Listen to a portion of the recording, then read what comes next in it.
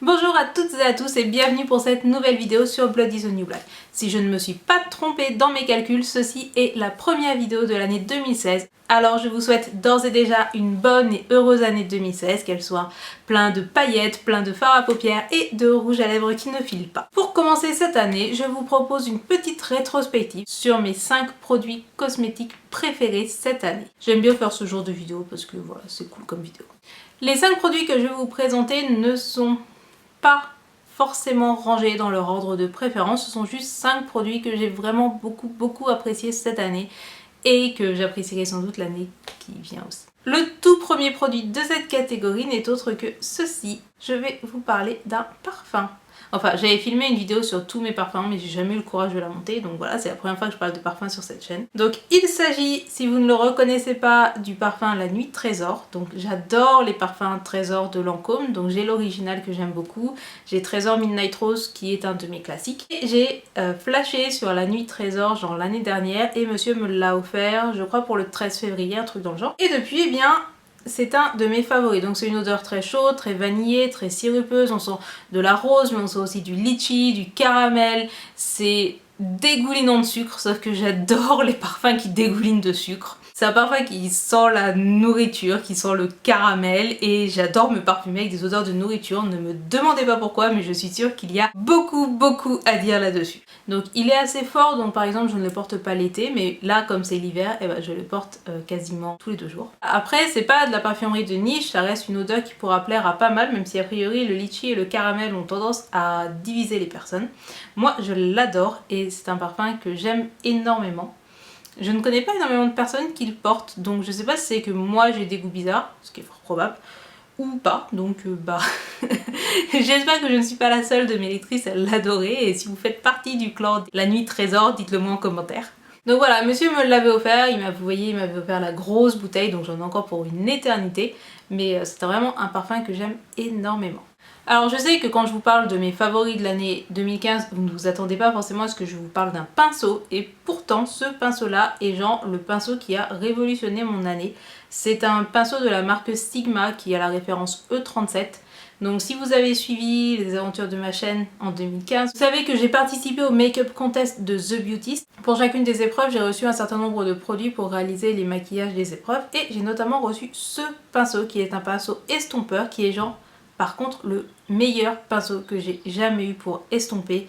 Il est fluffy à souhait, il estompe extrêmement bien, il est super maniable, bref c'est un pinceau génial. Il coûte assez cher puisqu'il coûte je crois plus de 15 €, mais si vraiment vous n'avez qu'un seul pinceau à investir de toute votre vie, c'est celui-là. Les pinceaux estompeurs ça change la vie en maquillage, c'est juste un élément vital on va dire. Et celui-là est vraiment au top. Donc depuis que j'ai découvert qu'un bon pinceau ça change la vie, bah je suis fan. Le jour où celui-là il va commencer à perdre ses poils, ou que je vais le perdre, ou que je vais le casser, ou l'abîmer, je le rachète direct, il n'y a même pas à hésiter. Mon troisième favori est quelque chose que vous m'avez extrêmement souvent vu porter sur le blog ou dans les vidéos. Il s'agit d'un noir à lèvres mat de la marque Jeffree Cosmetics. Donc c'est la teinte Weirdo qui est donc un noir, c'est un noir mat, donc je ne le porte pas aujourd'hui mais je vous mettrai les liens ou une photo ici où je le porte. J'avais renoncé à porter des noirs à lèvres au travail tout simplement parce que le noir à lèvres c'est quelque chose qui demande de l'entretien, dès que ça file, ça fait dégueulasse, ça commence à montrer la couleur des lèvres, bref ça demande des retouches constantes et clairement au taf par exemple j'ai pas la force d'aller faire des retouches dans les chiottes après chaque fois que je mange. Or celui-ci il est mat et ce qu'il y a de bien avec les rouges à lèvres mat c'est que la tenue est à toute épreuve, donc cela fait que je peux garder les lèvres noires quasiment toute la journée. J'ai juste au pire à repasser un peu de gloss parce que c'est un rouge à lèvres mat, donc ça veut dire que malheureusement il a tendance à assécher les lèvres, mais c'est la révolution, j'adore ce truc. Je ne sais pas si on le voit dans la vidéo, mais en fait le niveau de produit il est là, ce qui veut dire qu'il ne me reste plus que ceci de produit. Donc pour un rouge à lèvres c'est ouf, surtout un rouge à lèvres que j'ai acheté genre en juillet, quelque chose comme ça, ou en août, ça devait être en août. Donc vous l'aurez compris, je le porte extrêmement souvent, c'est le seul Jeffree Star Cosmetics que j'ai pour le moment, mais je pense que je vais profiter des soldes de cet hiver pour en faire le plein. Je sais notamment qu'ils ont Abused qui est un bleu violacé qui a l'air magnifique, ils ont des rouges, ils ont des verts, etc.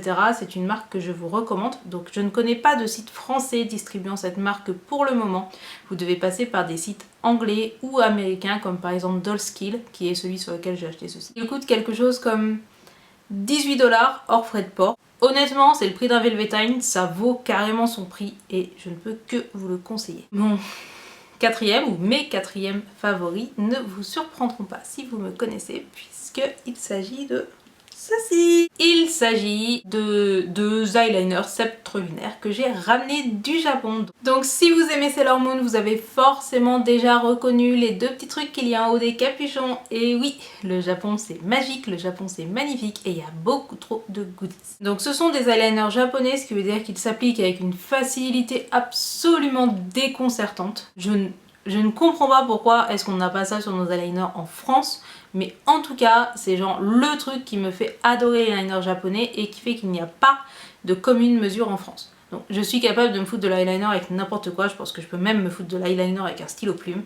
Mais ça a quand même une facilité, mais un débit, une facilité déconcertante et une tenue à toute épreuve. Donc ceux-ci ne sont pas les plus noirs de chez noir qu'il peut y avoir, il faut en mettre vraiment deux couches si vous voulez un noir pur et dur.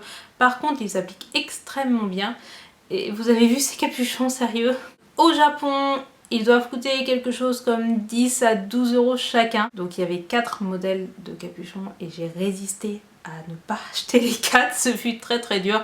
Mais je pense que monsieur aurait pas compris pourquoi je mettais 40 € dans 4 eyeliners qui sont les mêmes pour juste des capuchons différents. Donc voilà, ils sont trop bien.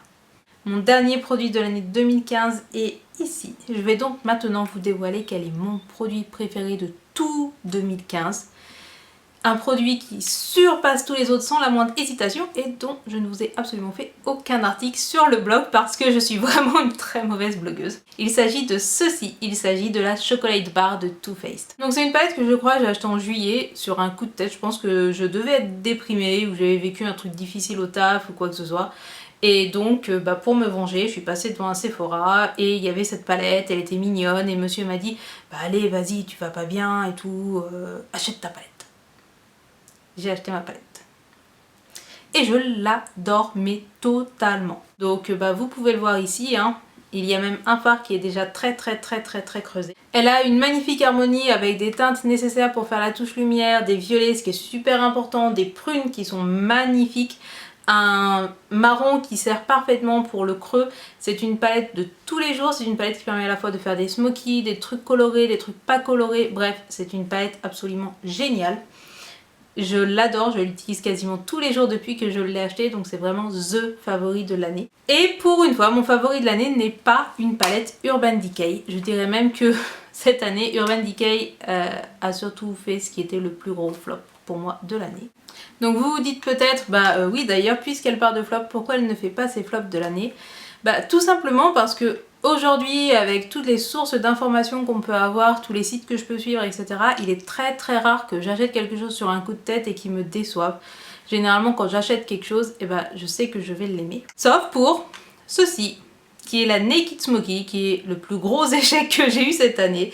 C'est Urban Decay, il y a écrit Smoky, donc je la voulais, mais comme vous le voyez très bien, j'ai quasiment pas utilisé, j'ai dû utiliser 5-6 fois. Elle m'intéresse pas, les couleurs me parlent pas, j'ai déjà pas mal de doubles et bref voilà, c'était un gros flop. Je l'ai acheté pour l'acheter mais j'aurais pas dû. Finissons sur une note un peu plus joyeuse, ça fait 1 an, la première vidéo que j'ai faite sur YouTube c'était la vidéo de mes produits favoris de l'année dernière. Vous pouvez donc aller constater par vous-même l'évolution, j'espère que vous trouverez qu'il y en a eu une. Donc sur ce, je compte sur vous pour me dire ce que vous en avez pensé, quels étaient vos favoris à vous, et à me laisser un petit pouce vers le haut si vous avez aimé cette vidéo. Je n'ai plus de batterie, donc je me dépêche. J'espère que cette vidéo vous a plu, j'espère que vous me suivrez encore cette année, et sur ce, je vous dis merci et à très bientôt.